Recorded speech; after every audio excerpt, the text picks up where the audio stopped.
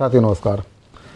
छत्तीसगढ़ कर्मचारी अधिकारी फेडरेशन के आह्वान पर 3 दिवसीय आंदोलन आज भी जारी रहा। हड़ताल का आज दूसरा दिन था और आज जबरदस्त उत्साह हड़ताल को लेकर कर्मचारियों में दिखा। कर्मचारियों की हड़ताल के वजह से ऑफिस, दफ्तर और स्कूलों, कार्यालयों में ताला लटका रहा, जिससे आम जनों को काफ़ी परेशानियों का सामना भी करना पड़ा। लेकिन साथियों, यहाँ पर देखा जाए तो सरकार कहीं ना कहीं कर्मचारियों की मांगों को लेकर उदासीन नज़र आ रही है।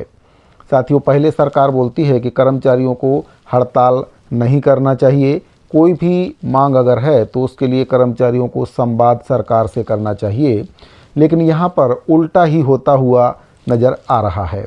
कर्मचारी सरकार से संवाद करना चाहते हैं, लेकिन सरकार कर्मचारियों से बातचीत नहीं करना चाहती है, क्योंकि सरकार से पहले कई बार पत्राचार के माध्यम से बातचीत करने का प्रयास कर्मचारियों के द्वारा किया गया। लेकिन जब सरकार के द्वारा कर्मचारियों की अनदेखी की गई, तब जाकर हड़ताल करने का जो फैसला है छत्तीसगढ़ कर्मचारी अधिकारी फेडरेशन के द्वारा लिया गया है। कुल 11 सूत्रीय मांगों को लेकर आज हड़ताल का दूसरा दिन काफ़ी ज़बरदस्त रहा है और सरकार कहीं ना कहीं कर्मचारियों की हड़ताल से डर चुकी है।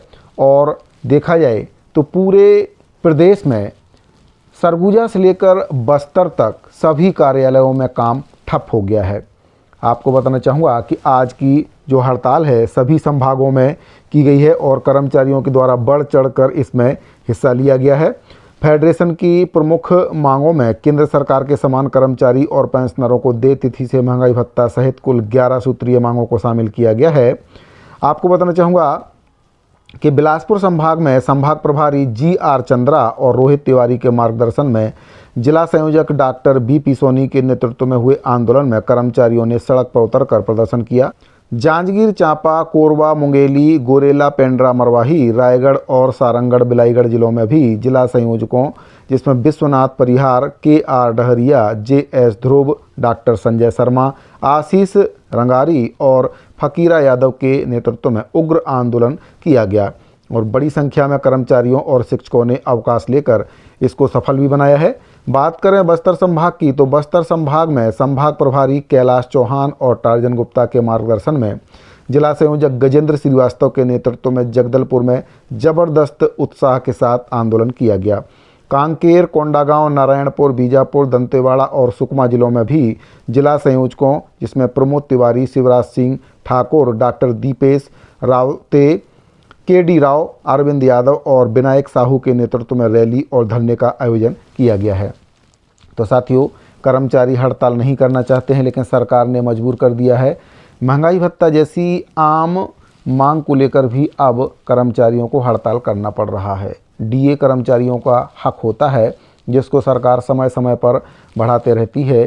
केंद्र सरकार के द्वारा तो महंगाई भत्ता कर्मचारियों का बढ़ा दिया जाता है, लेकिन कहीं ना कहीं छत्तीसगढ़ सरकार कर्मचारियों का महंगाई भत्ता बढ़ाने में हमेशा ही आनाकानी करती है।